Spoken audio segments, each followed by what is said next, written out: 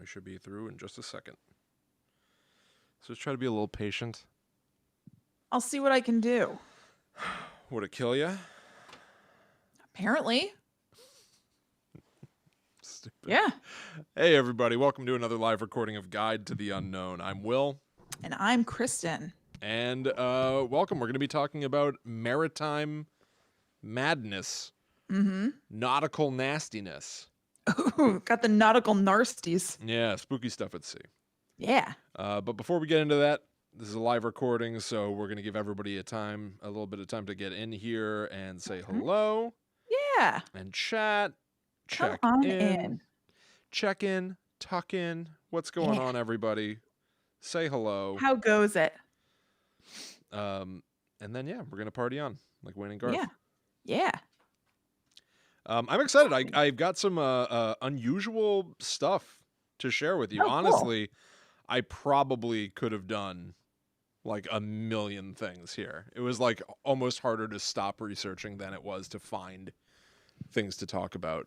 Yeah, there were a couple of things that I could have gone down rabbit holes about that I just had to hold back. Yeah, totally. Hey, McGray, Drew, JD, Michelle. Hi, everyone. Storm Wars, cool name. Awesome. JD says I may have put off picking up my son so I could listen on my drive there and back. That's dedication to us. Total dedication. Yeah. Yeah. Come on, ghost ship from Super Mario World, says the Pete. That's great. The ghost ship, that is pretty fun. Maybe, all right, I'm going to try to remember to mention that in the show. It's really neither here nor there, the Pete, but you just made me think maybe that would be fun to toss out there. Yeah, totally. That's right. I forgot about that. Kristen's a little echoey. Well, the room I'm in is going to be a little echoey. Really? I'm not even getting that much echo from you. Hey, hon. Could you close the door to this room?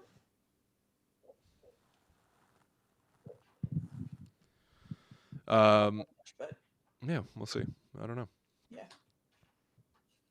But hey, Luke, what's going on, everybody? Knew. What?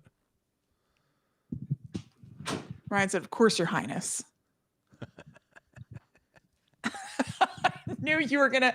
I thought you were gonna say Your Majesty, but I knew what. Oh yeah. All right, sorry. This is so stupid. I know. Welcome, Miko. Oh my God. What? What's happening over there? He's like peeping at me barely through the door. I couldn't tell if it was closed or not. I saw his little eye. Okay. So spooky. It is appropriate for the show. Yeah. Just get some good scares at the last second. I love you, Booch. Yeah. Yeah, I don't know if anybody else is around the tri-state area in the U.S., but we've got some like snow coming in, so Kristen and I are doing it remote this week. Yeah, and I forgot to set up. Well, that's not true. That was a lie. I said I forgot to set up my studio light, but I tried to do something different that I thought was going to be a little jazzy, and it ended up looking weird on camera. And I just undid that, and that's why I'm blue and don't have the best lighting. Yeah, you are blue. I know. Dubba-dee-dubba-duh. Yeah. But yeah. Whatever. Usually looks a little bit better from home. You'll be blue this week. It was a swing and a miss. I have a neat tree. I'll be the judge of that. Has lights on it. What? What is that? You've seen that before. It's usually in the living room, but I moved it because of the Christmas tree. And I thought that I would use that as lighting and that you guys could see like the leaves and it'd be pretty, but it just looked blown out on the camera. Okay. Yeah. And so, yeah, you know, what can we you do? try things. Well, you try. We try. You try. Well, I try. Yeah. I try. I'm just gonna post real quick in the group. That's all. Okay. That's all I really. Just make sure you just do talkbomb.com or youtube.com/talkbomb. Yes, Your Highness. Everywhere. Oh my God. There are two of them. That's so stupid. I know. Yeah. I don't know if it's gonna help at all, but I just bunched a blanket onto my lap to help with the echo, but it's really just so I could be comfy. Good trick. This room doesn't have like a lot of stuff in it, so it's not as like audibly pleasing, but Everybody send Kristen like teddy bears and stuff just to fill the I room. love to be. I would love that if I could just be diving in teddy bears. Yeah. Please. All right. I'm good. I'm ready too. Yeah. Yep. Okay, everybody. Do you want to go first or do you want me to go first? Whichever you prefer. I don't care. What we do last time? I don't remember. I have no idea if I went. You went first. I went first? Okay. You'll go first this time. Yeah. Sounds good. Miko says that you're turning into a blueberry like Violet from Willy Wonka. You're turning Violet. JD says snow is overrated. It's great when you're a kid. It's an inconvenience when you're an adult. I could not agree with you more. Really? You feel inconvenienced by the snow? Yes. How has this changed your day? I don't care for snow. I find it annoying. How's it changed my day? Only that Ryan is home, which is nice, actually. Nice. Yeah. But how's it changed my day? I'm not there. That's true. Yeah. I would prefer that. Yeah. One of us is always in the picture frame this year, though. So that's all right. Yeah. We did have a brief period where we sat together again. Yeah. But no, I just find it annoying. If you do have anything you have to do, it's just such a pain. Yeah. Yeah. That's true. Mm-hmm. All right. Okay. All right. Let's do it. You know what I want to do? I want to try one thing real quick. Humor me for a moment. I think maybe for this week's cover art, I want to put you in a circular window. Okay. Like on a cruise ship. Yeah. Right? Mm-hmm. So let me just, I'm going to hide your face for a second so I can get a clean background. Okay. Okay. And let me make a nautical face. Or wait, I'll put a pipe in my mouth if I can. Yes. I'm going to try to put a pipe in my mouth and a little sailor's hat on. We're going to see if that works at all. And you will be in a circular window like on a boat. I like it. I'm into it. Give it a try. That's a really good idea. All right, everybody. We're going to do the show now. The blueness makes sense a little bit. Yeah, you're right. Yeah, totally. Yeah. But that would mean you're outside the boat? Mm-hmm. That's right. Or I'm outside the boat looking in. Who knows? Yeah. Who the hell knows? Who cares? Doesn't matter. All right, everybody. We're going to start the show now. If you have to leave at any point, this is going to come out on Friday on all major podcast apps and right here on youtube.com/talkbomb. Smash that like button. Smash the subscribe button. Yeah. And let people know that we're doing this. If you have people that you think might be into Guide to the Unknown, this is a great time to share a post or something like that. Get some more people in here to chat as we do the show. Yeah. If there are people who are into nautical stuff, maritime stuff, ship stuff, then they might enjoy this episode. Let them know. If you're friends with an old sailor, now's the time. Yeah, it's finally time to get him into Guide to the Unknown. Finally, you've been dying for an excuse. Here it is. All right, everybody. We'll talk to you again at the end of the show. Excuse me. Yep. Okay. Yep. Hello, welcome to Guide to the Unknown. I'm Kristen. And I'm her little brother, William.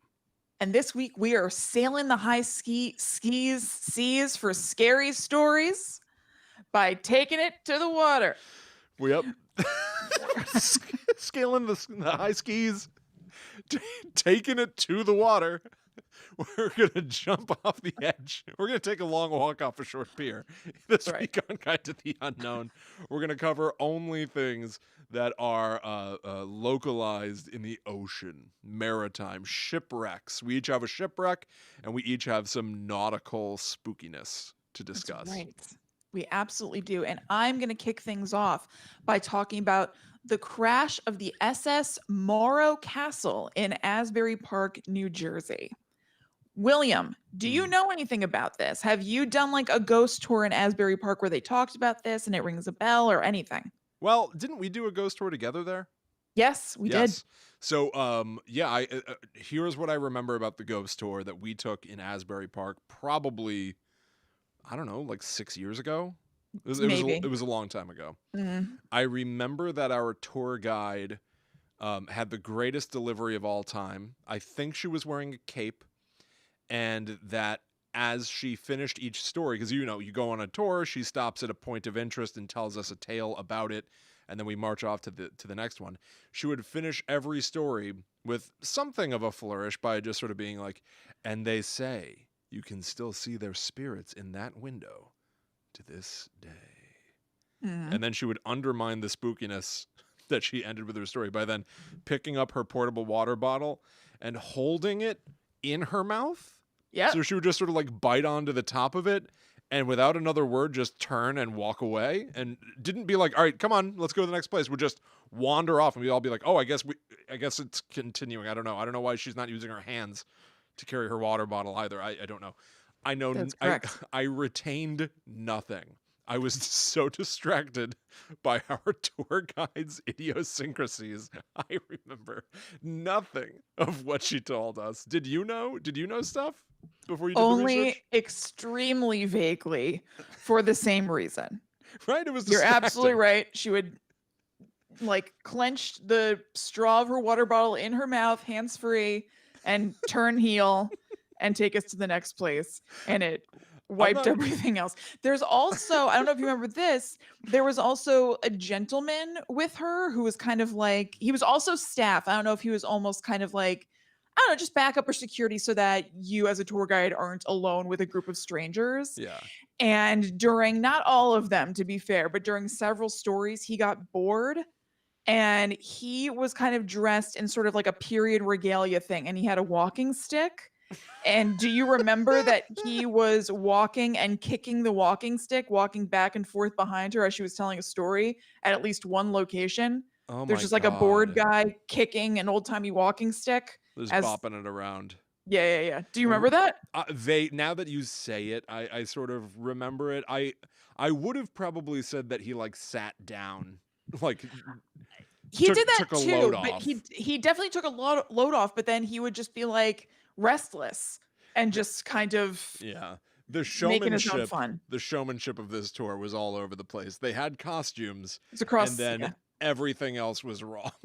You don't want to, good rule of thumb, if you're running a haunted tour, you don't want to emphasize how weird you are and how bored your like bodyguard is.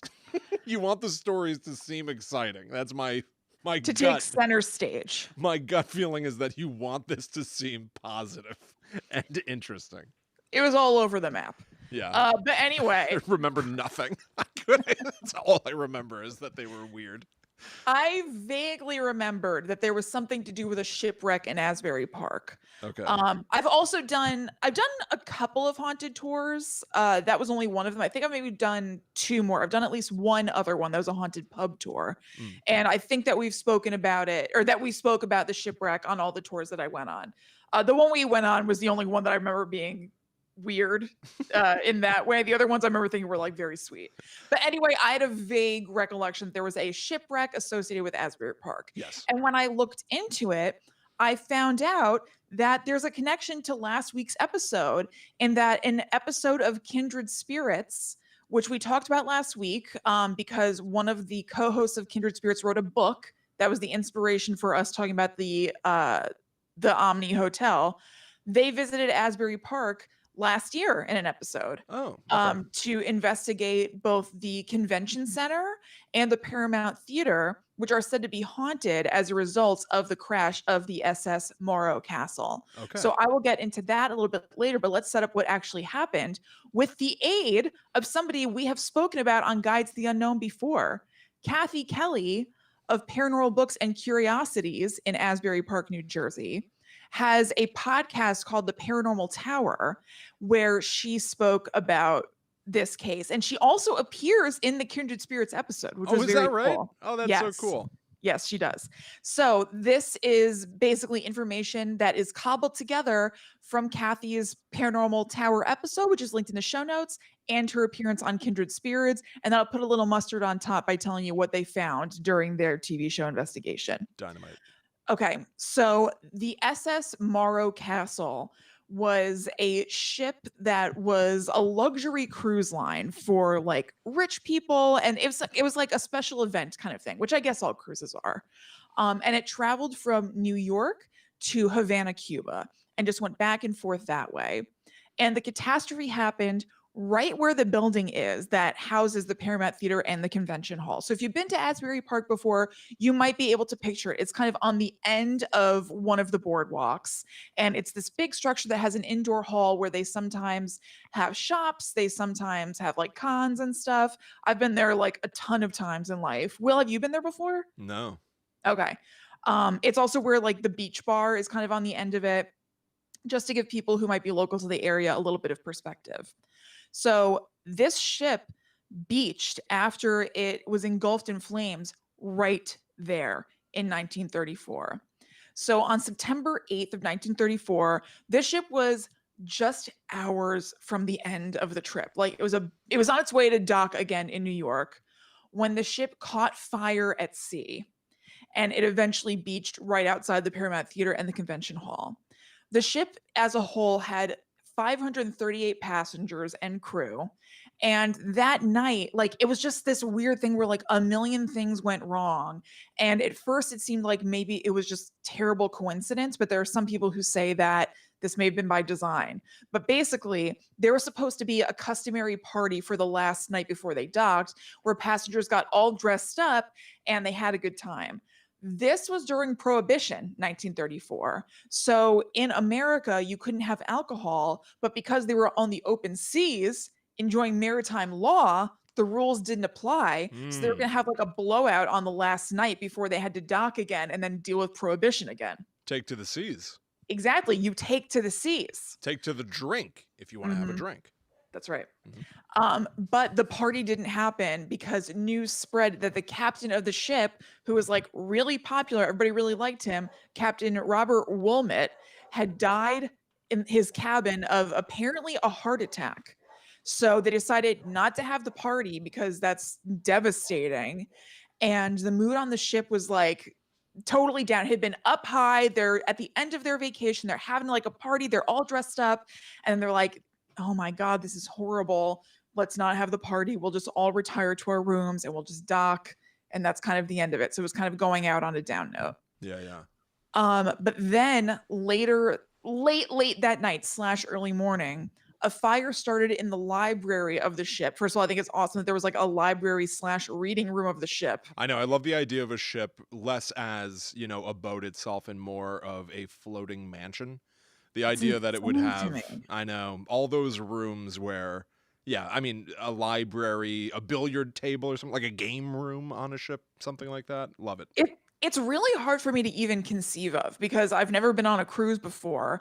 I've only been on a boat, I think once. I know forever it was that I'd never ever been on a boat before.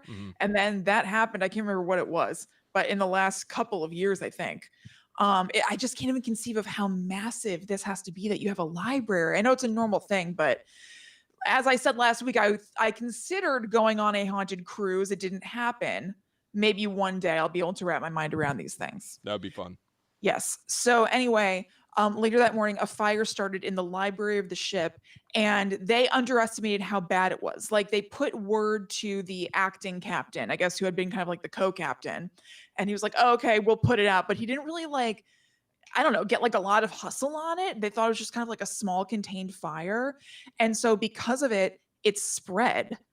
And it ended up being just chaos because they had safety instructions at the beginning of the cruise the same way you would on an airplane or something like that. But the guests didn't really pay super attention to the safety instructions because it was one of those what are the chances sort of things. Just like when you're on an airplane and they're going through the safety thing, you're like, all right, I got it.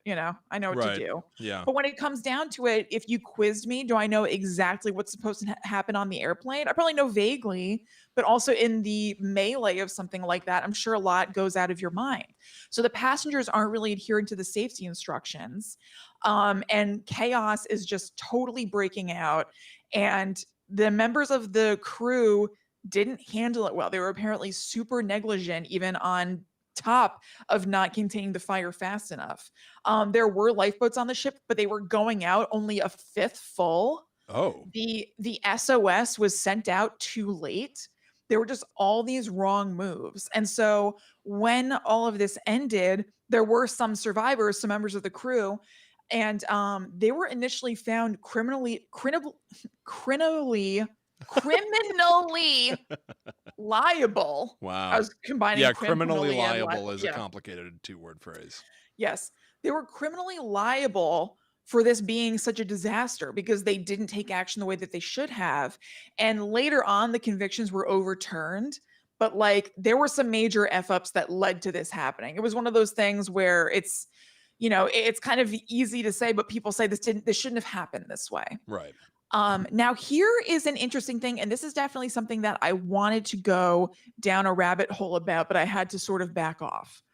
There was a radio officer on board the ship whose name was George Rogers William. Oh, no.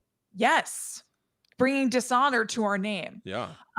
Who at first was lauded as a hero because he stayed at his post as the radio officer for a long time, even as things burned around him, even as his fingers started to burn, to send out SOS calls. So at first they were like, this guy was trying his best. He was doing the damn thing. But then later on, there were rumors that he killed the captain, that the captain hadn't actually just died of a heart attack in his cabin, that nobody witnessed or anything, and then started the fire himself. Oh my God. For some reason. He also later was accused of killing a police officer named Vincent Doyle using a bomb, so an incendiary device, another fire thing. Yeah. And then George Rogers later on went to jail for murdering a couple for their money. Damn. So it was never proven that he definitely was behind the murder of the captain and the burning of the ship. But he did a lot of other bad stuff. And so all of this makes people look back in hindsight and wonder if this accidental tragedy wasn't such an accident. Yeah, accidentally, George Rogers definitely did it.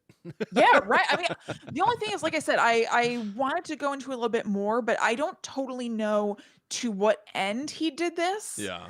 I mean, maybe he was just a bad dude who had this kind of streak. I mean, I'm not sure why he killed the police officer using a bomb. Right. There's a clear motive of money for him murdering this other couple, but I really don't know. And there's no conclusion. We don't know for sure what happened. That's wild. Mm-hmm. Undeniably, we the Rogers do have a bit of a dark streak.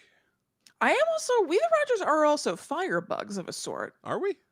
We love to look at a flame, do we not? I mean, we do. You're not wrong. Think about us staring into a fire. Yeah. That sounds like a joke. No, that like literally, Will and I have had campfire things at our houses, and Will and I just like to just look into the flame. You mean a fire pit?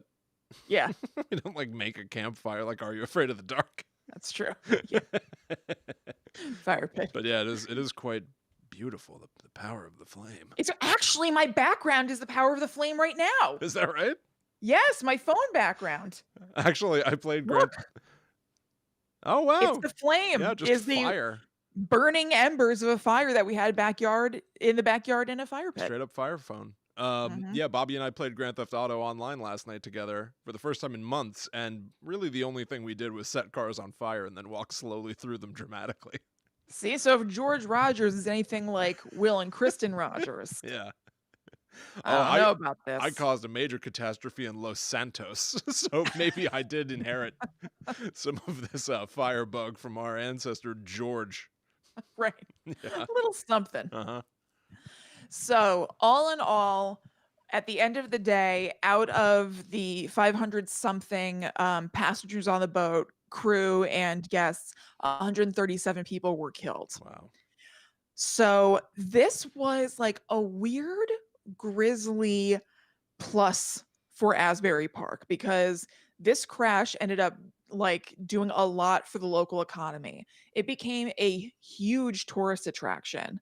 There were, how you get those like pressed pennies at like what's called rest stops and stuff like that. There were pressed pennies with pictures of the ship on them. There were postcards. It was to date at that time the biggest tourist attraction in Asbury Park history. 20,000 people in very short succession just like made their way to Asbury Park to check out the site of this crash. That's crazy. And because of all the traffic, the Garden State Parkway was created. Oh my God. Because they needed better roadway systems in order to get to Asbury Park to just kind of like gawk at the site of where this horrible thing happened. It wasn't all just gawkers. Like the ship went into flames while it was still, out at the ocean, and they were trying to make their way to a beach to dock and get the living people off of the ship. So people were waiting on the shore for the ship to beach so there could be help before it even made its way there. So there were people in Asbury Park, and actually Kathy Kelly shows a picture of this at the time, when she's on Kindred Spirits, of people just waiting on the beach for the flaming ship to come in so that they could help the people on it. Oh. Because the radio told them that it would be beaching there. So they just like went to kind of come and help. So like I said, there were people who just kind of went to gawk at something that was really morbid and grisly. There were also, like Mr. Rogers says, a lot of helpers. And maybe because of the gawking, there are people who say that Asbury Park is cursed.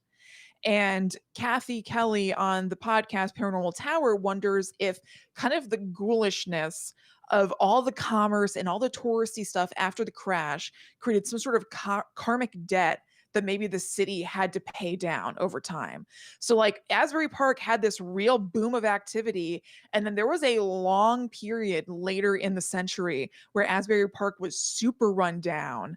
Like it did not have a lot of business. It was like a poor town. Yeah. And could that have been in relation somehow to the grossness of dining out on all of these deaths?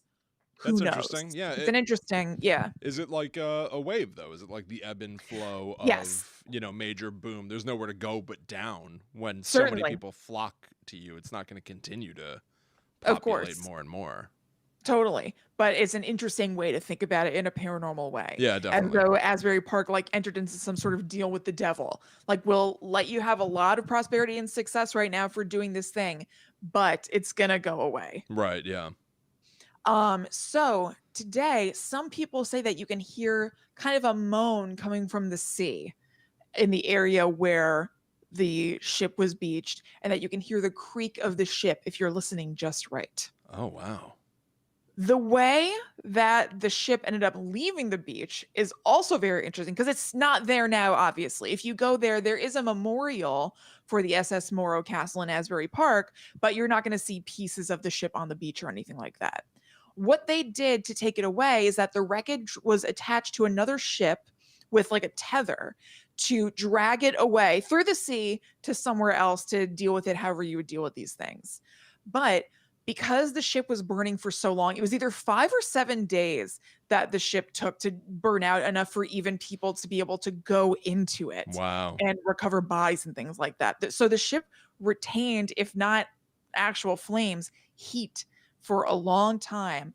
And the heat still emanating from the ship as the other one was dragging it away with this tether caused the cord to break a few hours after, out to sea.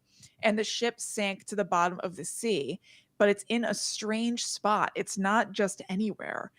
If everybody is correct and people have studied this and used interesting tools to do so, it seems to be resting right above an immigrant ship that sank called the New Era about 100 years earlier. So what people seem to think is that there is the New Era ship, 100 years of sand and debris and whatever is going on at the bottom of the sea, and then the SS Morro Castle is on top of it. That's so weird. It's very weird. I like, yeah, the sort of gracefulness of that as a legend or serendipity event, and also the tragedy of two ships that, a boat is meant to give some sort of like promise, right? Like, I guess Mhm. if the Morro Castle was really sort of just like a pleasure cruise kind of thing, Yes. it was supposed to mean good times. Or, Yeah. sometimes there are ships that are like taking you to a new place to start a new life. And so it's a weird, like broken promise, like at the Mhm. bottom of the ocean floor, Right. stacked. It's so odd. It's very, very strange. So if you're interested in learning more about that, you should head to the Paranormal Bookstore in Asbury Park. Again, we'll have a link to just the general website in the show notes. The Paranormal Bookstore tours usually go into the story of the SS Morro Castle. And like I said, most tours I've had from there have been exemplary and wonderful. So I highly recommend them. That's also where Will and I went to the seance that we talked about on an earlier episode that was actually conducted by Kathy Kelly, the owner of the and that Paranormal was wonderful. Bookstore. If you've not heard the seance episode, go check it out. That is like one of my favorite things that we've done. Absolutely. So quality out the wazoo. Still chasing that high. Oh, me too. Woo. And we're going to hear more from Kathy in this next segment. So, Kindred Spirits, the TV show, were there on the 85th anniversary of the crash. They went to Asbury Park to investigate this stuff. Now, they went to check out the Paramount Theater and the convention center or the convention hall. I too was once supposed to do a ghost investigation of the Paramount Theater many years ago with my friend Sarah. We were on our way to Asbury Park in separate cars, and there was some sort of humongous traffic accident that made both of us extremely late, and we didn't make it. It was supposed to be with Kathy Kelly and the Paranormal Bookstore. You blew it. I blew it. I know. And you like couldn't catch up with them later. You had to meet them at the store and go over for safety reasons. I couldn't just like bust into the Paramount Theater an hour late. Here so I it was such a am. bummer. Yeah, I'm here now while they're doing, because it wasn't just a ghost tour. We were gonna be doing an investigation. Yeah. It was like a cool, it was such a bummer. But anyway, so the Kindred Spirits team went to check it out. This is Adam and Amy. They had heard that staff at the theater had seen shadows, heard voices, and that people were scratched and pushed. So they spoke to a couple of people who worked there. Jason Dermer said that all of the lights are on the same circuit in the actual theater, but some of them will individually turn off and on, which shouldn't make any sense. And when you're in the theater, you're about 300 feet away from where the ship was beached. And they used the theater as well as the convention hall as a makeshift morgue for people who were killed. So they were bringing in bodies off of the ship and laying them on the stage in the theater for loved ones to hopefully identify. But some people were unidentifiable. They also kind of had makeshift hospital in these areas. So there's a lot of that's actual and real. There's a lot of history there that, I mean, that sounds tailor-made for hauntings to occur if that's something you believe in. In the convention center, people see apparitions, things turn on and off, toilets are flushing that should not be flushed, ghost stuff. Stage tech Justin Cochran said that he saw one time when he was on the stage in the Paramount Theater, saw a shadow person come out of the floor, up the wall on one side, come over him and whoever he was with, and then go down the other side of the theater and through the wall. Oh, wow. And then just 30 seconds after that or something, another employee ran into the room and said something just grabbed them. So it seemed like it went through the wall and grabbed somebody. And then that person came in and was like, God, what the hell? I just felt something weird. And they were like, I just saw very, very strange. I love that. And when that happened, it was around the same time of year. So it was kind of close to the anniversary of the crash. Justin said there was another time when he was, William, I want to note this, he was taking a shower in the dressing room. Okay. The dressing room of the theater. Yes. Okay. In Ghost Adventures, I mistakenly thought somebody was taking a shower at their work. Yeah, it was like a prison. It was like a fortress. I was ridiculed for this. It makes more sense for there to be a shower at a theater where the performers are preparing. I was ridiculed, and I consider this vindication. This is not vindication. This is a separate matter. Kristen v. William, a totally different court case. Yes. Anyway, okay, so he was taking a shower in a dressing room at the theater, and he heard the sound of little girls giggling because there was an urban legend that there had been a fire up in the dressing rooms of this theater where 2 girls were trapped and died subsequently. So he heard the sounds of girls giggling. There was an employee named Don McLean who felt a burning sensation when he was in the theater, and he looked down and saw that he had scratches on his arm. Ooh. He said something about them out loud, like, what the hell is this? And then he was shoved. He turned around to see what just shoved him, and he saw shadows moving along the back wall of the theater. Oh my God. Very strange. 'Twas So I who shoved you. Now shut up. that's right. So Adam and Amy from Kindred Spirits asked who they think is haunting this. Do they think that the ghosts from the ship are haunting the theater? Do they think it's people who worked in theater? What's the deal? Don said he thinks it's people from the ship. Justin said that he thinks that if you're in the dressing room, it must be the two girls who died there. But if you're in the theater specifically or the basement, it must be people who died on the SS Morro Castle. Now, something interesting that came from this is that on Kindred Spirits, they really have an emphasis on research and like backing up the stories and urban legends that people have heard. And they found that the story about the two girls dying in a fire there is totally false. Oh, It never happened. There was a fire there in 1986 that was not a big deal. It was not a fire in the 1930s where two girls died. And so it definitely goes to show you the power of suggestion in these things. This guy said he was in the dressing room area taking a shower and heard two girls giggling. You know, it was probably because of the story. He was kind of primed for it. right. So, Yeah. Yeah. It's like confirmation bias, right? Like mhm. I'm expecting to hear two girls giggling, even on a Yes. subconscious level. And so I'm Yeah, sort of manifesting it. Yeah. exactly. So now in the show, they go to Kathy Kelly, and something that I thought was interesting that was like a little bit of TV weirdness and fudging the numbers is that repeatedly in voiceover, the same way they've done on Ghost Adventures, in Kindred Spirits, they keep saying we are the first paranormal team who has ever been allowed in here.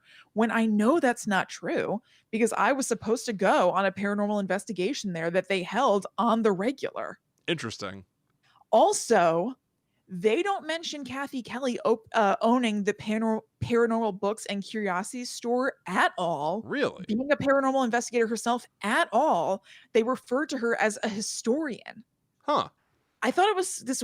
I don't get it. It's like weird, like erasure kind of stuff. Like, I don't know. They It wanted to be seems they the wanted, only team in town. yeah, if you have the loudest voice, and you do because you're Yes, the television people, you can claim that you're the first. it's You can rewrite the very weird. history. Yeah, that's Yeah, interesting. it seems pointed. Like, not only did they say we're the only paranormal team that's ever been in here, which I know isn't true, Hmm. they also interviewed somebody whose whole deal is paranormal stuff and didn't say a peep about it. I actually found it very disappointing. I was like, oh, Yeah, that's really interesting. They she didn't. literally owns a paranormal bookstore Right. in Asbury Park, and you call her just a historian? They didn't see you coming. No, they didn't see me coming. No. They didn't know I'd be fact checking Now them. finally there's a voice even louder here to correct the record. Finally, here I am, people. Don't worry, Kathy, I What are got you your waiting back. for? So anyway, but Kathy, even though they don't give her paranormal due, she does give them some cool information. So she shows them a newspaper from the day after the crash that lists the victims' names, but she points out that the ship was still burning the day after Mm. it went to shore, so it wasn't complete. And she shows them the picture of the people waiting on the shore for the ship to come in. So for the investigation portion of it, they use like light grid while talking to spirits, like we've talked about on the show before. Yeah. It just kind of casts a still grid of points of light, and hopefully, if something moves, it'll cause those lights to ripple, so you can tell it's there. And they use that to see if there's any movement. And Adam says that he sees one of the clearest shadow figures he's ever seen. And then they hear a door open. So did it like ripple across and then go out the door? Right. They're not sure. They also hear a male voice with the naked ear, not an EVP. They don't get EVPs like at all. The whole episode, they're like, this place is surprisingly quiet. We're not getting anything. Like we saw a shadow, but we're not getting anything recorded. They do finally get what they think might have been a shadow figure on a still cam, and they decide to bring in reinforcements. They bring him a man, Chip Coffee, to see what he can do. Yeah. So they do like basically a I thought this was very cool actually. They do like a giant Estes method session. So William and I did the Estes method on an episode of the Paranormal Dispatch, which is our Patreon podcast. And we've also talked about it on the podcast before. It's this method of trying to communicate with ghosts while eliminating other factors. So one person asks the questions, another person has headphones on that are noise canceling, and they're listening to a device called a spirit box that is flipping through radio stations really rapidly. And the listener with the headphones on can pick out snippets of words, say those out loud, and hopefully what they're saying out loud happens to correspond with the question that was asked, meaning that a ghost has manipulated these airwaves into answering the If questions. you watch our Netherworld Dispatch to see us do the Estes method, you're going to see like how it can be simultaneously really encouraging and interesting, and Mhm. also how much it requires you to sift through noise. Yeah. But yeah, anyway, just to sort of like establish, like you can see us do it and really get a sense of it. It's really a really interesting process and something that I would like to do again. Me too. I think it's so awesome. It was developed by Carl Pfeiffer and Connor Randall, who worked at the Stanley Hotel Mm. in Estes, Colorado, and that's why it's called that.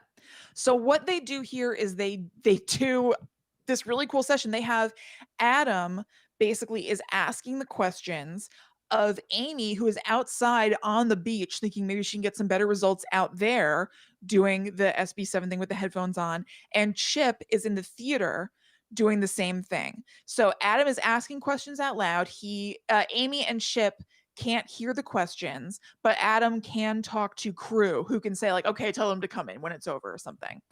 Um, it's like somewhat fruitful, somewhat not. It's not perfect. He asks about names and Amy is answering using names. He asks for a number and she says the number 11. But then there are also things like, can you answer yes or no? Were you on the ship? And Chip and Amy are both delivering like non sequiturs that don't make any sense. Right. So from this, their conclusion was that it seemed like on the beach where Amy was, that there may be spirits who were responding in some way about the shipwreck, who knew what he was talking about and kind of got it and were surprised. They said some things that indicated that they were surprised that somebody could hear them and talk to them.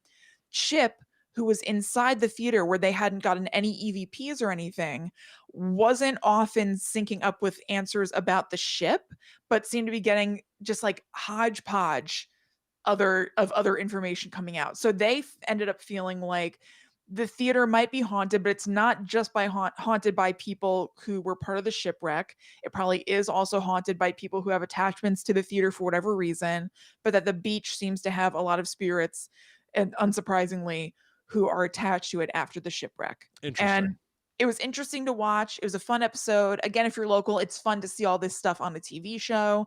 And I really enjoyed learning about the SS Morro Castle. I really didn't remember much about it. Yeah, Eh that's an interesting story that I could not have told you a single thing about it. But Mhm. it is so kind of close, you know? Like I think I actually maybe when you asked me if I'd been to that area, I said no, but like I have been there just not much. Mhm. Like I would like to spend more time there or cover more of the Asbury Park stuff because it is something that we have access to. It's awesome. I mean, it's only like 45 minutes away. Yeah. It's a really cool place. There are a lot of old preserved buildings. Mhm. I love Asbury Park. There used to be a skate, what do you call it? Like a skate park or whatever, where they also had shows there. So I would go there. And Yeah. that's closed down. You can't go inside it, but you can at least still look at the outside. It kind of looks like a carousel. It's kind of iconic Oh, to yes, Asbury yes, Park. yes. Mhm. It's a very, very cool area. So it's worth looking into if you are in the tri-state area. Yeah, that's fun. Fun fact, Yeah. Ian Coletti of Blackwood, the show that I wrote, is from Mhm. Asbury Park. Very cool. Do with that what you will. You know what I'll do? Reel. I'm reeling from that information. Mind blown. He had to be from somewhere. Woo. Anyway, he played Brian. Yes. Yeah, He's okay. also on the show Preacher. Yeah, that's right. That's right. Mhm. All right, cool. So I'm gonna talk about some sailor superstitions and stuff, and then get into my own shipwreck this week. That's But right. before we do that, here on Guide to the Unknown, we would really, really appreciate your support. You can do a few things if you're enjoying this show right now. Consider writing a post to your friends. Write something on Facebook, Twitter, or Instagram, letting them know about Guide to the Unknown and where to get it. You can write articles about what all your favorite podcasts are, and maybe, hey, Guide to the Unknown is on that list. You can also go to Apple Podcasts and leave us a 5-star review to tell the entire world what you think of Guide to the Unknown. And the bonus side effect of that is that not only does that improve our standing in the world of podcasts, but there's also a chance that I will read your positive review, just like I'm going to read this recent review from Artemna, saying, "Dynamic duo. Y'all remind me so much of my brother and I in the best way, right down to Will's contagious laugh, though I'm not exactly on par with Kristen's amazing fashion sense. Thanks for the continuous fun stories and banter. 5 stars. Oh my, thank you. Yeah. So yeah, consider spreading the word of Guide to the Unknown. Also, if you're into this show, there's more to be had. Not only do we have a gigantic archive of stories, things that we've done where we went out on location. Like we mentioned, we did our, Will and Kristen went to a seance episode at the paranormal bookstore in Asbury Park, but we've covered the real stories behind movies like The Conjuring. We have talked about, creatures like the Loch Ness Monster.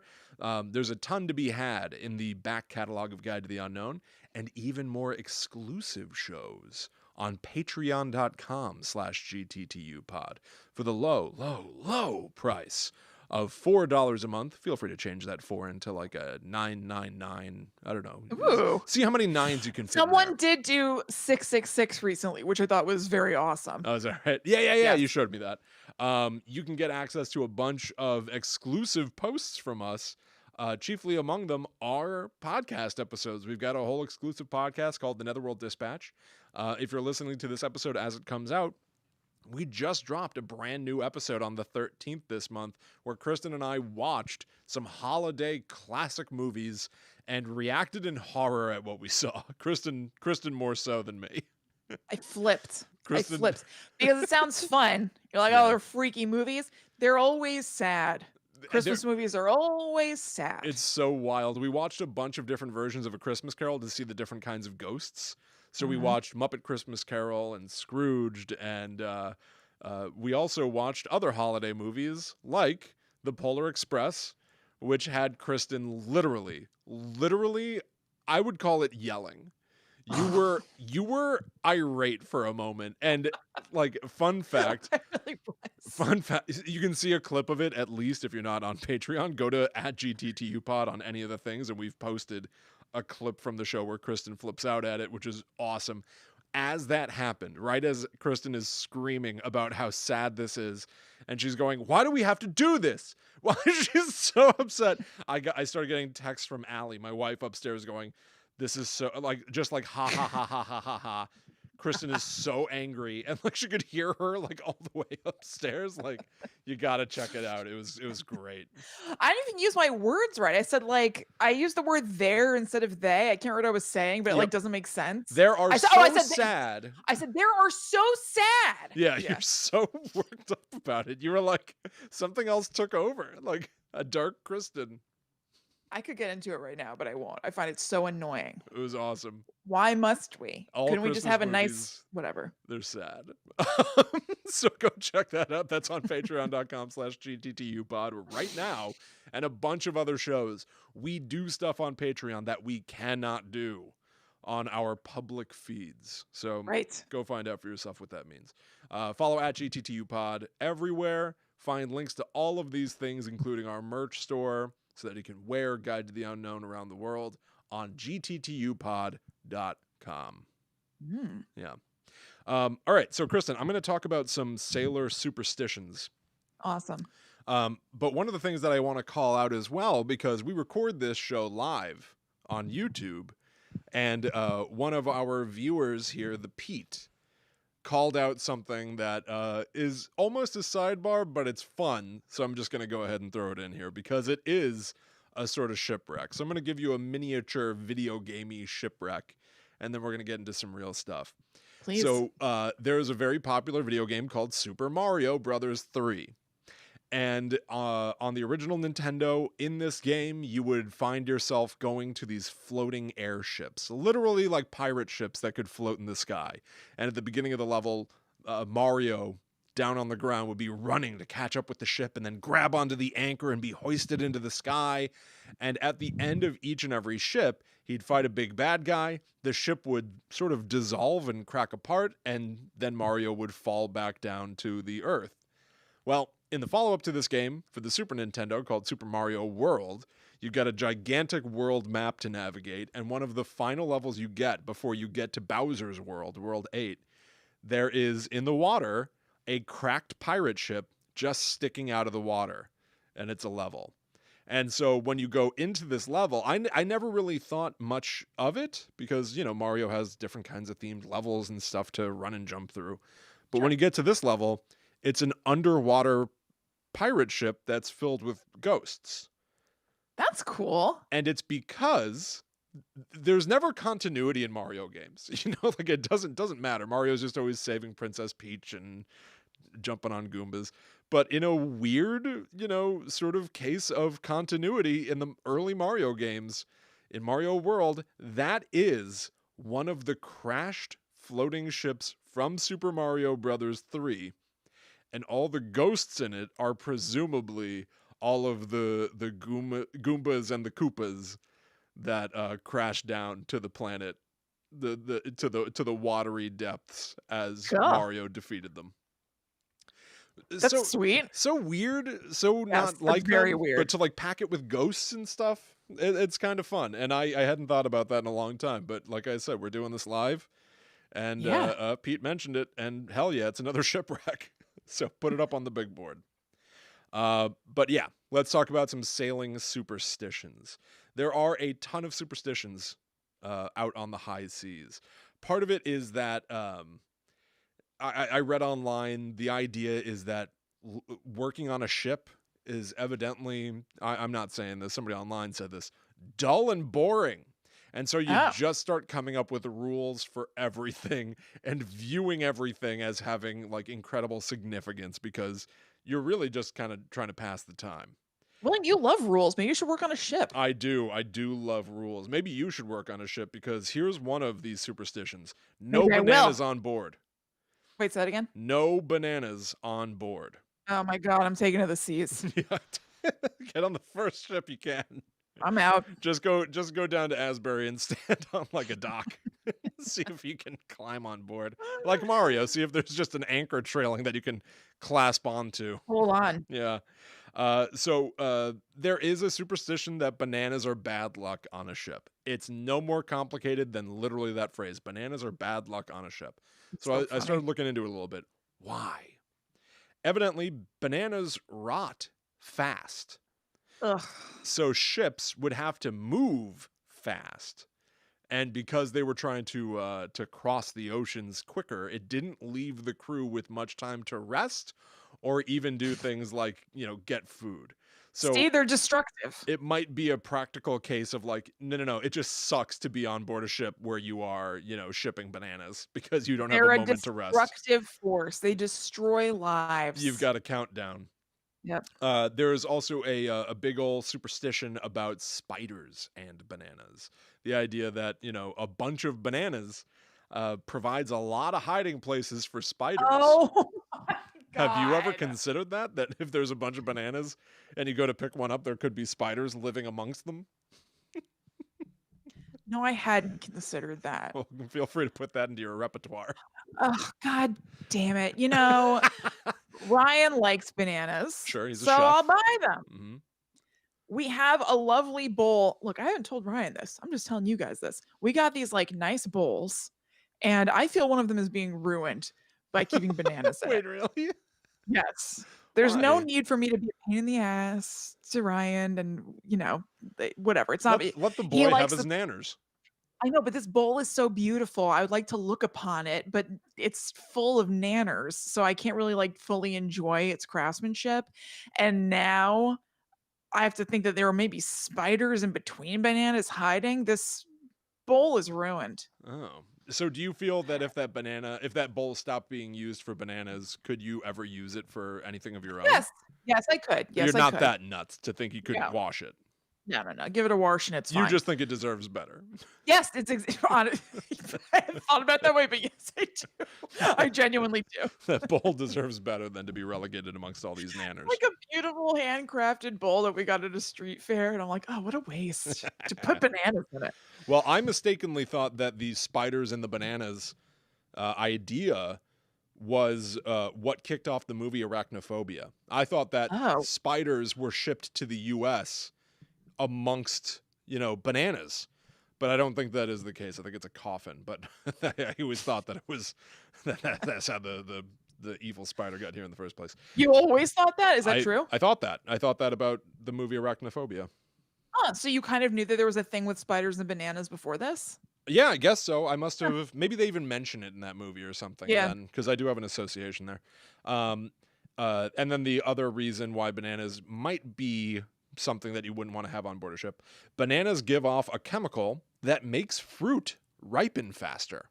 I have heard that. So if you've got an unripe apple and you want to Yep. eat it like soon, put it next to a banana, because the banana puts out a chemical that's going to make the apple ripen faster. But then the downside of this, obviously, is that if you are trying to ship fruit to sell it or something like that, and you've got bananas amongst all that fruit, it's going to potentially ruin what you are trying to make money off of. So it hastens death. It does. It foretells doom. Yeah, So, it encourages rot. Yeah. So those are some reasons why bananas might be bad news on a ship. Here's an interesting one. I think that we're all familiar with the idea of ships having names and being referred to as she or her. She's a fast one. Yeah. There's a big superstition that says that women should not be allowed on a ship because women are bad luck. And it's because, they've got short tempers and all that kind of stuff. And yet you name your ship she constantly. I don't know. But even when you have give your ship a name, it's incredibly bad luck to change its name. So you'd better think long and hard about what name you give your ship. You cannot change your ship's name all willy-nilly. There's a whole process, and here is what I found from discoverboating.com as part of that process. You have to start by removing the original name.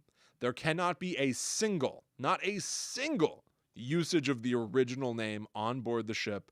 And then here's what you have to do as part of the ceremony. You address Poseidon himself, god of the sea. This is awesome. And he calls for good champagne and good friends as witnesses. Once you've gathered together on the front of the boat, here is what you recite. O mighty and great ruler of the seas and oceans, to whom all ships and we who venture upon your vast domain are required to pay homage, I implore you, in your graciousness, to expunge for all time from your records and recollection the name Kristen. It's the name of the old boat. Oh. Which has ceased to be an entity in your kingdom.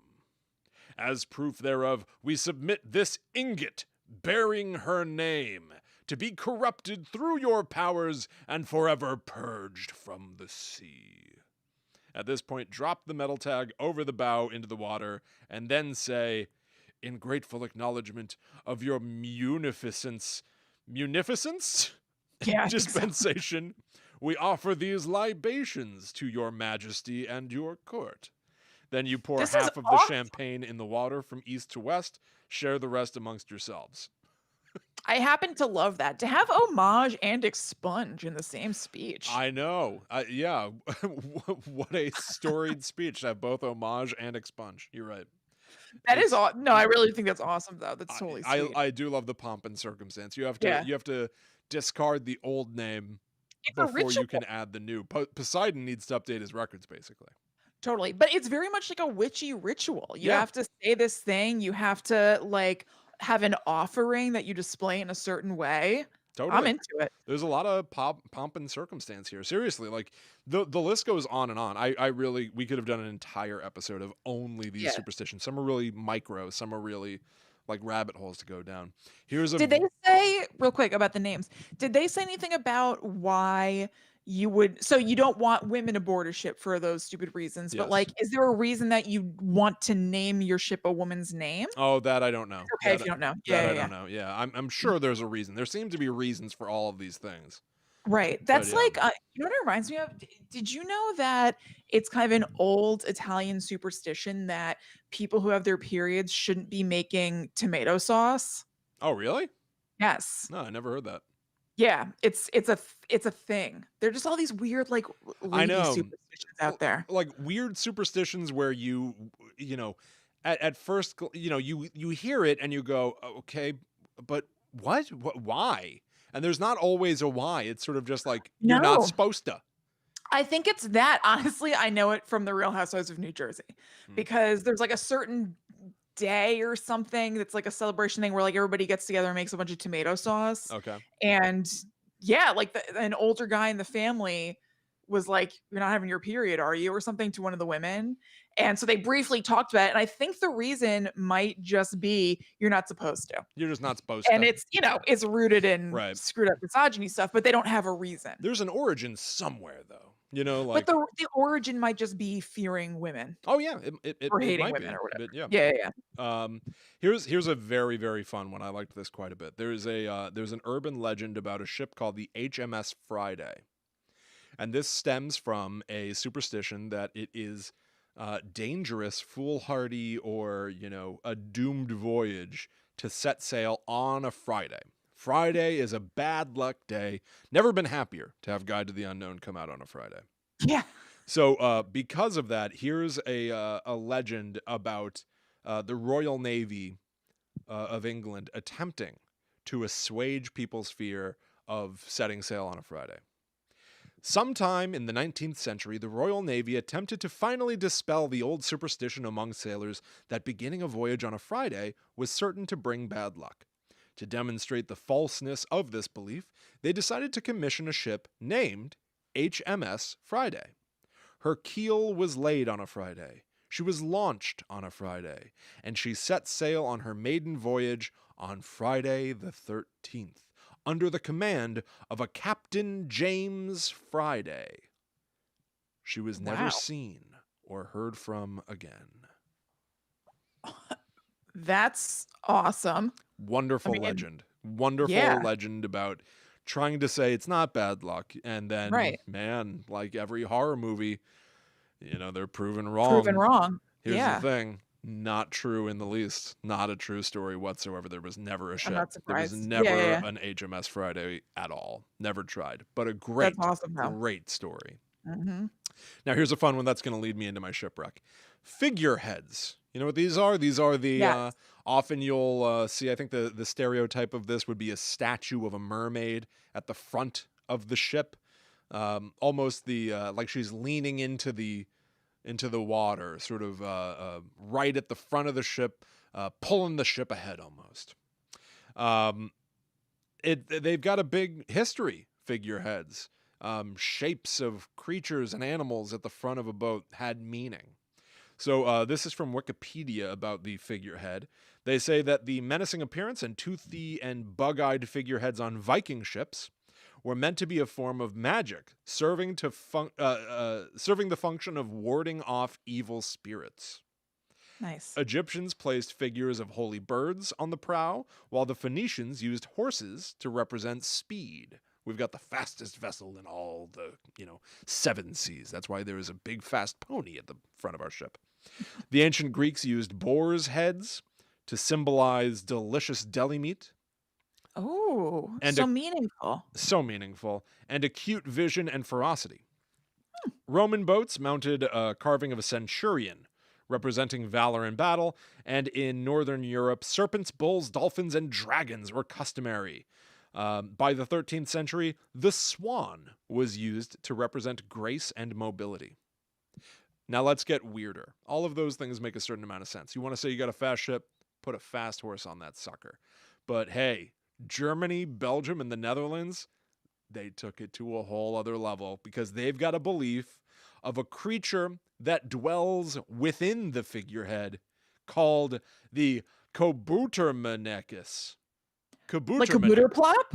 Maybe it's like Kabuterplop. It might be like Kabuterplop. This was we talked about Kabuterplop a million years ago. It's like in the first batch of episodes. It was why we learned not to use any audio other than what we make or have like purchased the rights to on this Yes. show. We got like a big copyright strike from a Netherland child show about gnomes or trolls or something. Yeah. So anyway, maybe it is. Maybe it is. I hadn't thought about it because I hadn't said this word out loud, but you're right. The Kabutermanekis. Typically depicted as a trolly little elf thing. You can almost think of this like kind of like a nautical version of the house elves from Harry Potter. Truthfully, it is a nautical form of a creature called the kobold, which I think could easily cover someday. These do seem to be kind of like house elf type notions. Evidently, some ships would carve an image of the Kabudermanekis into the mast of their ship for good luck. And there are both positive and negative depictions of these guys on ships. The positive, they protect the ship and its passengers from sickness, rocks, storms, and dangerous winds. If the ship were to sink, they guide the dead soldiers' spirits to the land of the dead. If there was no Kabudermanekis on the ship to begin with, your soul is cursed to haunt the sea forever. Oy. Now, even though these pals are working there to try to, take care of the ship, there is a bad omen associated with their presence. No member of a ship blessed by his presence shall ever set eyes on him. He only ever becomes visible to the crew of a doomed ship. So you better hope you never see this guy. That's awesome. Let's get more negative. In some depictions, they're just blamed for everything that goes wrong on a ship, kind of like blaming gremlins for your World War II plane getting wacky. Although a boat would be a very dangerous place to keep a gremlin. Yes. And they are known for playing pranks and stuff. So that's just a little bit about figureheads, those figures at the front of a ship. I'm sure it has nothing to do with my shipwreck story I'm going to tell you. Oh, I happen to think that it does. For this is the story of the Maritana. The Maritana was a 991-ton ship which crashed just off the coast of Boston on November 3rd, 1861. It was captained by G.W. Williams, and it featured the figurehead of a carving of a woman, today known as the Lady Maritana. The Maritana carried over 24 passengers on a trip from Liverpool to Boston. The ship nearly completed the trip, but just at the end, with the Boston lighthouse nearby, the Maritana found itself in the middle of a storm that eventually crashed the ship onto Shag Rock, killing 24 passengers and kicking off a legend of the curse that perhaps caused what BostonShipwrecks.org referred to as one of the region's most violent shipwrecks. Here is the original New York Times article from the very next day, November 4th, 1861. I love that living in the future, as we do, you can find just handy a New Yorker, a New York Times article from, 200 years ago. It's really cool and weird. Yeah. Headlined, "The Great Storm. Terrible shipwreck near Boston Light." That's the name of the lighthouse. Loss of the ship Maritana with 27 lives. Its effects in this city and elsewhere. A heavy northeast gale commenced at 9 o'clock last night, lasting 10 hours. A great quantity of rain fell. The noontide today overflowed several of the wharves, doing considerable damage to goods stowed in the cellars. So high a tide has not been known for several years. This is what you get in the newspaper. Yeah, right. It's both imprecise and very precise. It is flowery and direct. It's not quite things. Just the facts, ma'am. No. So high a tide has not been known for several years. That doesn't really tell me. It communicates it was a very high tide, but I don't know the last time that happened or have any idea of the pattern of this. Yeah, what does that mean? Common? I don't know. The ship Maritana, piloted by Williams of Providence, was traveling from Liverpool for Boston with a cargo of coal, wool, and cotton. It struck at midnight on Egg Rocks near Boston Light, the sea making a clean breach over her. This seems to have happened at about 3 a.m.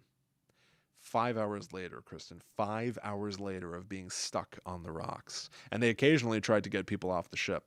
Ugh. At 8 a.m., the ship went to pieces, and 7 of the passengers and crew reached the rocks on a piece of the poop. I'm sorry? Oh, let me take that back. 7 of the passengers and crew reached the rocks on a piece of the poop.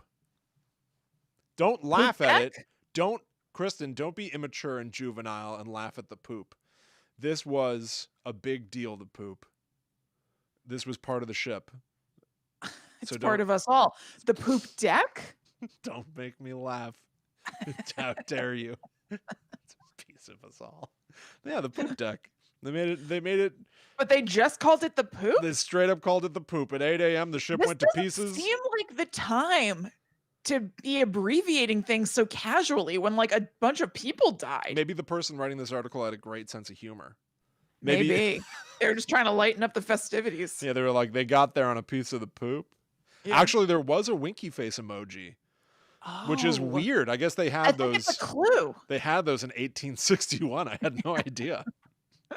Laughter is healing, so maybe they just wanted to inject some of that into this article. They considered it a time to heal. It is stupid that in the year 2020, at 34 years old, I do get hung up reading this, historic article because of the word poop. Oh, please, who wouldn't? I know, right? Anybody would. Yes. Anybody would, but no, it's not stupid. World leaders could read this article. Historians, right? Like even the stodgiest historian would look at that word and be like, huh. I'm going to change that when I say it in front of the class. Yes, of course they would. Of course they would. William, I want to know synonym for poop. Oh, that's not going to work. It's not going to work. Okay, so there was a special on CNN like a week ago about vice presidents. And Ryan and I watched part of it. And they were talking to both vice presidents and presidents just about the position of being a vice president. Yeah. And at one point, they asked both Joe Biden and Barack Obama, what things did they, like, what moments of levity did they have? What did they laugh about together? Like, do they have like fond memories that they can share? And they both like were laughing to themselves and kind of cagey about it and being like, yeah, I should talk to Joe about that before I say whatever. My money is on poop and fart humor. You think so? I genuinely think so. They seemed like they were interviewed separately. It seemed like they were laughing about it. They're laughing about some memories, being like, I don't know if I should say this thing, whatever. I think if it was something more lewd or like not, screen friendly, they're both savvy enough, obviously as politicians, to not even bring it up. Right. But I think that there was probably something that's circling poop or fart humor that they briefly were kind of like, should I say this? I don't know about this. That is what my money is on. I see them as having a lot of those kinds of jokes. They strike me as having that kind of fun. All right. Well, you said your money. What do you think? Put your money down on it. I don't know. It could be anything. I don't know why you immediately speculated to poop. Doesn't it strike you as a little bit weird that you're like, I bet it has something to do with the bathroom? Like, why are you? It truly could be anything. It could be just something about the way they were. It could be something, immature. It could be something that they, it would be unwise to say. Maybe they have an inside joke about somebody that they work with. Like there are any number of things that it could be, but the idea that you're sitting at home on the couch, scratching your chin, going, I bet it has to do with a toilet, is more telling about you than them. You know what? I don't disagree.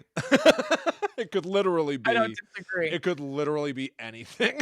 I guess the overarching vibe I got was that it was something immature just because of the way they were laughing about it. But you're right. I mean, immature could be a number of things. It could literally be anything. Okay. I'm not saying you're wrong. Right. Bear in mind, I'm not saying you're wrong. I'm saying you have zero evidence and you seem very confident. I am pretty confident. You're right. And there's no reasons for me to be. All right. That's a note. Okay. That's all I'm saying. All right? Yeah. Yeah. Okay. It's just a thought. All right. I take that in. Although I do remember that as Obama was being inaugurated, if you look in the background, you can see Biden putting his face into his hands and going... So, what was that? I don't know. What was that? Did you hear that? Yes, I did. What was that? My super fancy Apple Watch, upon hearing my cool poop joke, wrote, I hope to see you soon. I guess I guess Siri is a fan of toilet She humor. went ahead and said it out loud. Maybe the real Siri is coming to my house right now. Maybe she's like, now that is I'll good. see you soon. That's like a Yeah. threat from a robot to say I'll see you soon. I hope I never see you, Siri. I have no idea what Siri even looks like. No. Sorry, that was a weird few. It was a weird few seconds here on the show. I would say there's a weird few minutes. Yeah, Sorry, everybody. I guess you're not wrong. Yeah. Anyway. My doing. Anyway.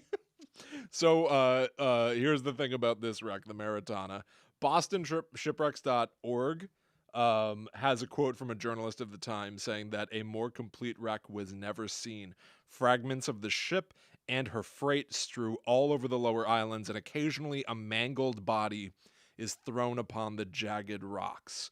God save us all from a death like this. Oh, God. And even this from Boston Globe now, one of the primary legends of this is that the captain of the ship, Captain G.W. Williams, they say he stayed with the ship, and the ship managed to hold on those rocks, even though the waves were beating it. And then it eventually fell apart right under his feet. So here's from Boston Globe. At the moment the vessel parted, Captain Williams was standing on the quarter deck. He went down between the broken fragments, which, closing, suddenly caught the captain by the head and crushed it in a frightful manner. Oh, my God. So basically, he was standing on the deck of the ship. It broke in two beneath his feet, and as he was falling through the floor, the waves pushed the ship back together on his head. That's horrible. Horrible. 24. Those are grisly details to Very have in grisly the New York details. Times or whatever Well, it is. that one's the Boston Globe. Even so, I'm surprised they got that particular I and agree. specific. It is very God, grisly. why? It's very intense. Yeah. Yeah. But just the idea, I really got the impression, I don't know why it didn't really occur to me that a shipwreck doesn't happen fast. But the idea that I've never thought about that. It spent 5 hours falling apart. You know, God. people spent 5 hours on board this like ship that was actively crumbling. That's horrible. Around them. 24 would die, including they had a list of names, New York Times, including Ed Barrett.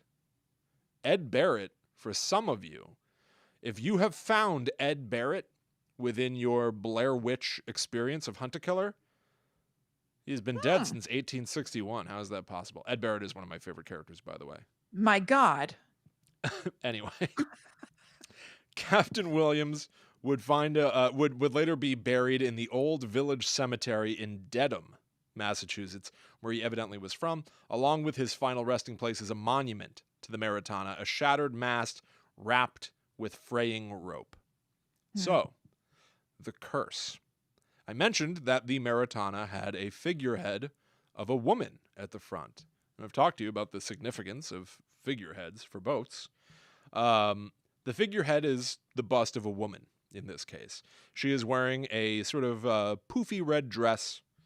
It is hanging just below her shoulders, almost like a Cinderella type dress. Her face is long and lean, her hair is piled on top in a messy bun, and the expression on her face is barely concealed anxiety or the appearance of just being nonplussed. Her mouth is a flat line, her eyes are open wide, staring straight forward, and her eyebrows are slightly raised. It is almost like she feels impatient. That seems ominous. Just like many of the bodies of the Maritana, the lady, the figurehead, the Lady Maritana also washed up on the shore. But unlike the unfortunate victims of the ship, the figurehead was unscathed. Turns out that this particular figurehead didn't start with the Maritana. It originally came from a French warship, which was later stripped for parts, and then the Lady Maritana was placed onto another ship, the Caroline, which later wrecked off the coast of Maine. Oh my God. The Lady Maritana was salvaged from that wreck and placed onto the Maritana, which is where we now know her name, The figure passed after the shipwreck of the Maritana from person to person for a few decades. She was never put back onto another ship. So Good. hopefully the pattern was broken. Nobody held on to her for all that long. In 1921, it was placed in a shop on the Lincoln Wharf, which almost immediately burned down. Oh my God. Once again, this figurehead survived. It was later placed in the old State House, which also caught on fire. So she has moved from water as a means of destruction to fire as a means of destruction. Could the paint on her be extremely flammable or something? I don't know. I don't even know if she... I've seen recent pictures of her, and it seems pretty pristine. Oh, if she's pristine, then that wouldn't matter. Yeah, exactly. That is so weird. And from what I can tell, she is presently on display at the Old State House Museum, where nothing terrible has happened. Yet. Ugh, that's really cool and interesting. I would like to see that. It's pretty interesting. I don't want to oversell the appearance of her as, being particularly horrific or anything. She's not.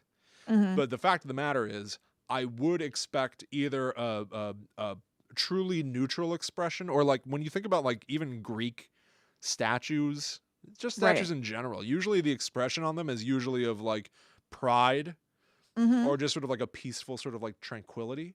And I find her expression to just sort of be... She look like she has RBF? I don't know if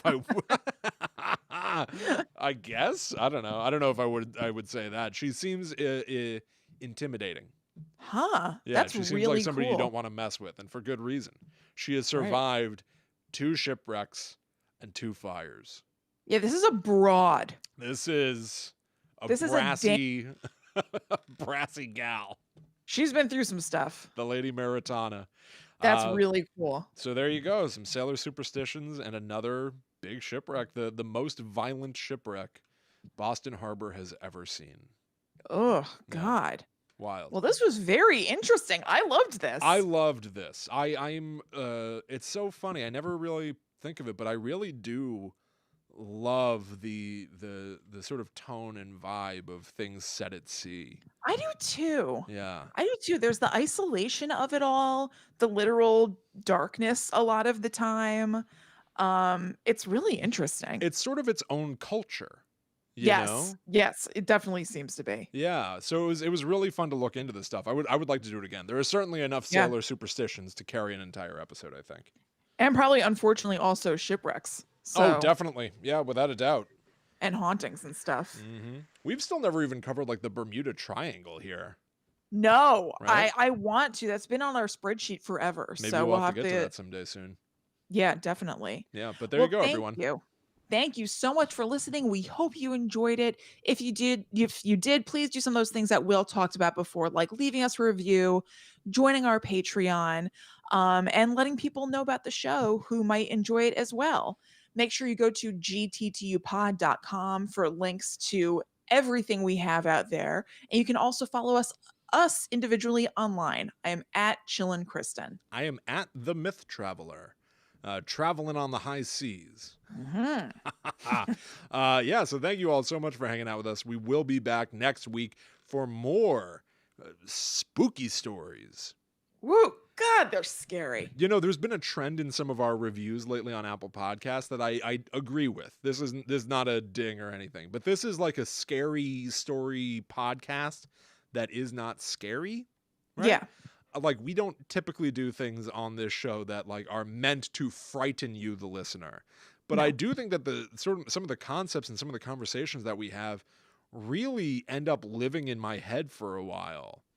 Yeah. Like, I think that there are things to like chew on and think about. And this is an episode where like, I don't know if any of this is going to scare anyone out there, like listening to this episode, but I really think that some of the ideas that we're talking about are really unusual and interesting. It's fun to do this. Anyway. I absolutely feel the same way. Yeah, we'll be back next time, everybody. But until that time comes, we must travel.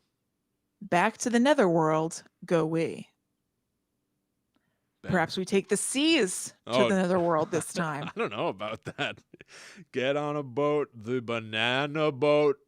Doesn't that now seem... that makes Banana Boat take on a whole new kind of vibe. Yeah. The banana boat is cursed. This ain't your granddaddy's banana boat. This one's safe. Yeah, right. All right, everybody. Yikes. There you go. All right. That's the show. There was a miniature poll that happened in the chat. Hands up in the chat if you think that the inside joke that Barack Obama and Joe Biden have is toilet humor. Michelle has voted aye. Mary Rose has voted aye. Okay. So the ayes have it. Nobody else voted. Thank you, my friend. Okay. No one else. It's a little bit of a you had to see it, but just the way they were laughing about it and be like, what? It made me think there was like a like they fart on each other or something. There's like, I don't know if I should be talking about this, but like cracking up. Come on. I mean, you think that like they're not all the time farting on each other? Well, maybe not on, but like in the same room and giving a laugh, maybe in times of levity, not like, you know, there's not like something really serious going on and then somebody tilts to the side or whatever. But I was like, they got to find lightness where they can. And I just have a feeling that they were laughing at fart and poop stuff. You know, like that time that somebody got diarrhea on the Air Force One or something. They were just like this laugh they were doing. Can't explain it. I don't even know where to go. There's so many things I have to say off of what you just explained. Start with one. All right. Your version of the West Wing would be so different than what Aaron Sorkin imagined the inner workings of a White House to be. You think that everyone in there is still walk and talk. Like crop dust? Yeah, because they got to leave the room.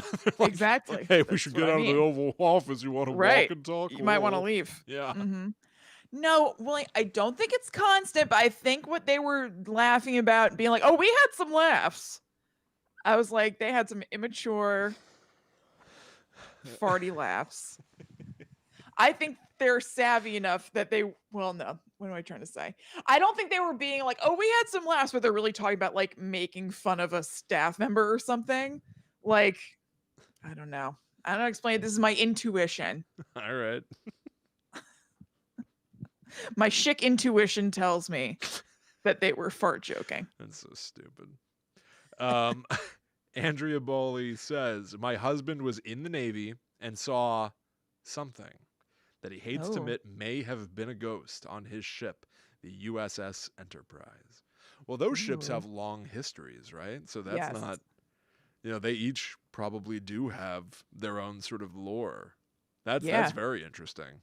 That is. That's really cool. That's fun. KB says that you should write down your outro. What was your outro? So many things, just like as much as these topics occupy my mind, the literal stuff we said usually leaves my head 5 seconds after we say it. Do you know what Will just said? Where he's like, "We'll be back next week for more scary blah blah blah." Is that what you mean? I don't know. I do not know. I don't know. I do not know. I simply do not know. All right, everyone. Well, I think that we are, I think that's going to do it for us here. Okay, hold on. All right. Yeah, go ahead. I can't see the chat right now. Oh, you can't see it? Okay. Yeah. Hayden in the chat says, near me there's a store that used to sell bananas in like 1900. There are hooks in the ceiling to hang them and holes out front where they had hoses to spray spiders off them. Ugh. Gross. So I guess spiders really are attracted to bananas. Yeah, I guess so. It's a real thing. God, I hate both of those things. KB said, because on Patreon, we forgot it. Oh, write down the Patreon, outro. Yeah. We don't have reverse. The outro down. Yeah. Mm-hmm. True. You're very right about that. Yes. Monica says that you have fartuition. Somewhere is telling a fart joke, like your intuition. Yeah, you're right. This one's for Will. Do you know what it's doing? What? It's my intuition kicking in. No, you're sensing it right now. I can tell. All right, everyone. I think that's going to do it for us. Yeah. This week. Thanks for hanging out, everybody. We'll definitely see you again soon. GTTU pod on all social media and everything. Secret Society group on Facebook. Private Discord. Actually, if you're part of that Discord, just this past week, we all watched The Thing together. It was cool. It was super fun. We were able to stream the John Carpenter movie The Thing and all just commented on it together while we watched it. It was a really good time, and I want to do it again in the future. So it's like there's like so much like fun like community stuff here that I feel like is like genuinely growing. Yeah. And deepening. I know, it's really nice. All right, everybody. That Discord is like always going. It really is. With people just talking to each other. It's really nice. Yeah, it's great. Yeah. All right, everybody. Hope you had a good time. I know I did. We'll see you again real soon. Yeah. Bye, guys. Bye, everybody. Okay. We're off.